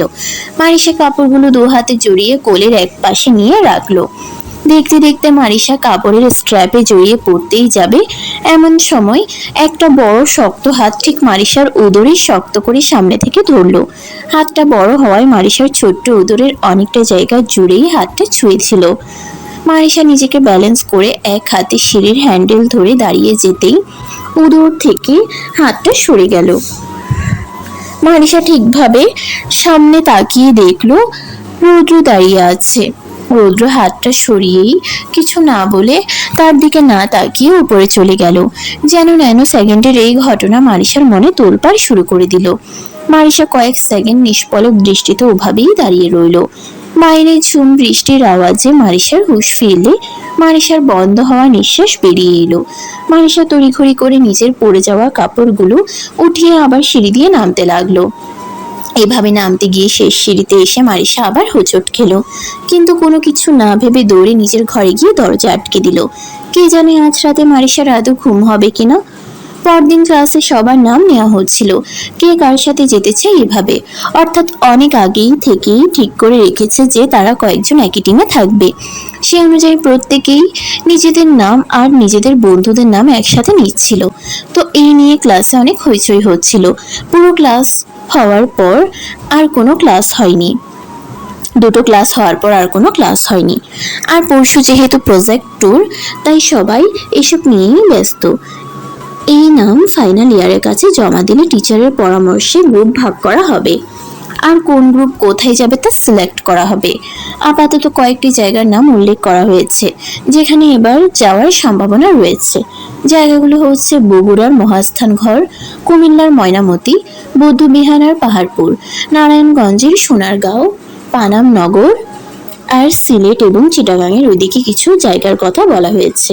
এই কথাগুলো সিআর ক্লাস রিপ্রেজেন্টেটিভ বলতে লাগলো, তাই সবাই সবার নাম রোল জমা করে দাও। নিনিতা একাই মাথায় হাত দিয়ে হাই তুলতে তুলতে এসব শুনছিল। কিছুক্ষণ বাদে মারিসা ক্লাসে ঢুকতেই ক্লাসের এই হাল দেখে নিনিতাকে খুঁজতে লাগলো। নিনিতা ওকে দেখে হাত নাড়াতেই মারিসা গিয়ে নিনিতার পাশে বসে পড়লো। তারপর চারিদিকে চেয়ে দেখলো রৌদ্র নেই ক্লাসে। ক্লাসের এই অবস্থার কথা জিজ্ঞেস করলে এতক্ষণ যা হয়েছে সব বলল। নিনিতা বলতে লাগলো, পরশু টোর আমি তো দারুণ এক্সাইটেড। তুই? কাঁধ উছিয়ে বলল, না তেমন কিছু না, যেতে ইচ্ছে করছে না। আরে আমি যাচ্ছি না, জানিস বাড়িতে ম্যানেজ করতে একটু কষ্ট হয়নি। বলেছি প্রজেক্ট, তাও আবার গ্রুপ প্রজেক্ট। পরীক্ষার নাম্বার যোগ হবে, অনুমতি না দিয়েই বা উপায় কি বল? হাসতে হাসতে বলল নিনিতা। তুই বাড়িতে বলিসনি? না, ওদের জানানো না জানানোর সমান। আমি তো এখানে থাকি, ওদেরকে বললেও আমি ওদের থেকে দূরে না বললেও, তাই জানাইনি। আর এমনিতেও অনেক দিন থেকে একা থাকার একটা কামনা আমার মনে ছিল। হ্যাঁ, এতদিনে এটা পূরণ হয়েছে। আমি আর কাউকে আমার এই জগতে ঢুকতে দিতে চাই না, একটু থেমে আস্তে করে বলল, শুধু একজনকে ছাড়া। তারপর আবার বলল, আচ্ছা, ওইখানে কি স্টুডেন্টরা হোটেলে উঠবে? এত স্টুডেন্ট উঠবে কোথায়? এত কই, আলাদা আলাদা গ্রুপ, অল্প স্টুডেন্ট আর একজন টিচার। আমরা কি বেড়াতে যাচ্ছি যে হোটেলে উঠবো? প্রজেক্ট করবো ভার্সিটির পক্ষ থেকে। এমন অনেক স্টুডেন্ট রাই ওইসব জায়গার প্রতি বছর যায়। তাই ওখানে আলাদা বাংলো বাড়ি আছে তাদের থাকার জন্য, যার খরচ আমাদের দেয়া এই টাকার থেকেও দেয়া হবে। তার মানে ওইখানে আরো অনেক ভার্সিটির স্টুডেন্ট থাকবে? থাকলে থাকবে। উফ, তুই না বড্ড বেশি ভাবিস। আমরা কি একা যাচ্ছি নাকি? সবাই যা, আমাদের সাথেও তো তাই ব্যতিক্রম কিছু না তো। তোর এত দেরি কেন হলো? 2টি ক্লাস মিস করলি, নয়তো এইসব জানতে পারতি। কাল রাতে সেই ঘটনা মারিসা এখনো ভুলতে পারিনি। সে বলল এমনি, আসলে ইচ্ছে করছিল না। কাল একটু বেশি কাজ করেছি তো। তাই নিনিতা আবার বলল, তুই এত ভাবিস না, আমি আমাদের নাম দিয়ে দিয়েছি। আমাদের বলতে? আমার, তোর আর রৌদ্রের। ভ্রুকুচকে বিরক্ত নিয়েই মারিসা বলল, কেন? আমরা তো এর আগেও টিমের কাজ করেছি। তো তাই বলে তুই ওর নাম দিয়ে দিবি? তুই আমাকে তো একবার জিজ্ঞেস করবি। তোকে কেন জিজ্ঞেস করব? তাহলে ওকে জিজ্ঞেস করছিস না তো তোকে বলছে? হ্যাঁ, ওই তো বলেছে। কি ও বলেছে? হ্যাঁ, কিছু মেয়ে বারবার এসে ওকে জিজ্ঞেস করছিল, রৌদ্র তুমি কারোর সাথে নাম লিখিয়েছো? নয়তো আমাদের সাথে তোমার নামটা লিখে দিতে পারো। নিনিতা আবার বলতে লাগলো, কিন্তু ও তো ফিরেও তাকালো না। ব্যাগ গুছিয়ে আমাদের কাছে এসে বলল, তোমরা নাম দেওয়ার সময় আমার নামটাও দিও তোমাদের সাথে। আর কোনো কথা না বলে ওরা বাইরে চলে গেল। মারিসা শুনে গেল, কিছু বলল না। তাই নিনিতা আবার বলল, চল আজ একটু ঘুরি। মারিসাও সাই দিল। হাঁটতে হাঁটতে ওদের রৌদ্রের সাথে দেখা হলো। রৌদ্র জাস্ট বাতাসের বেগে ওদেরকে ক্রস করে চলে গেল। নিনিতা ডাকলো, রুদ্র। মারিসা বলল, কেন ডাকছিস? রৌদ্র কিছুটা দূরে গিয়ে দাঁড়িয়ে গেল, কিন্তু পেছনে না ঘুরে এক হাঁটুতে ভর দিয়ে বসে নিজের শুলেস বাঁধতে লাগলো, যেটা দেখে মারিসা আর নিনিতা দুজনেই একসাথে হাসলো। জুতার সুতা বেঁধে রৌদ্র আবারও উঠে হাঁটতে লাগলো। এই দেখে নিনিতা আবার ডাকলো, রুদ্র, এই রুদ্র। বলে মারিসাকে হ্যাচকা টানে রৌদ্রের কাছে গেল। মারিসা ওর কাছে গিয়ে গত রাতের ঘটনাটা মনে করে লজ্জায় যেন জড়সড় হয়ে যাচ্ছিল। রৌদ্র নিনিতার দিকে তাকালে ও বলল, তোমার নাম দিয়ে দিয়েছি। থ্যাঙ্কস। আর শোনো, কোথায় যাচ্ছ? লাইব্রেরিতে। আরে তুমি তো সারাক্ষণই পড়ো। চলো আজ একটু হ্যাং আউট করি। পরশু টোর, আমি খুব এক্সাইটেড। তুমি? রুদ্র কাঁধের ব্যাগ ঠিক করে মারিসার দিকে এক পলক চেয়ে বলল, না, এক্সাইটমেন্টের কিছু দেখছি না। নিনিতা বলল, আচ্ছা চলো একসাথে হ্যাং আউট করি। কার সাথে? তোমার সাথে? নিনিতা একটু অপ্রস্তুত হয়ে মারিসার দিকে তাকিয়ে বলল, আমাদের সাথে। আমি সবার সাথে হ্যাং আউট করি না। নিনিতা কিছু একটা বুঝতে পেরে মজা করে বলল, তাহলে শুধু আমার সাথে। তার কোনো প্রয়োজন নেই, আমি একা চলে যাব। এই বলে রৌদ্র চলে গেল। মানিসার আগে গজগজ করতে লাগলো, আর নিনিতা বেশ মজা নিয়ে বলল, কি হয়েছে রে? এক বাড়িতে থাকিস অথচ এমন ঝগড়া করিস নাকি তুই ওর সাথে? হ্যাঁ, তোর তো মনে হয় আমি ঝগড়া করি। না, ওকে দেখে তো মনে হয় না ও ঝগড়া করার মতো ছেলে। হ্যাঁ, আর খুব ভালো যে তার কিন্তু বলা যায় না। কিছুটা ব্যঙ্গ করে বলল মারিসা। এদিকে নিনিতা হাসতে লাগলো। উফ, তোর নিয়ে আর পারা গেল না। বলেই মারিসার রাগে গজগজ করতে লাগলো।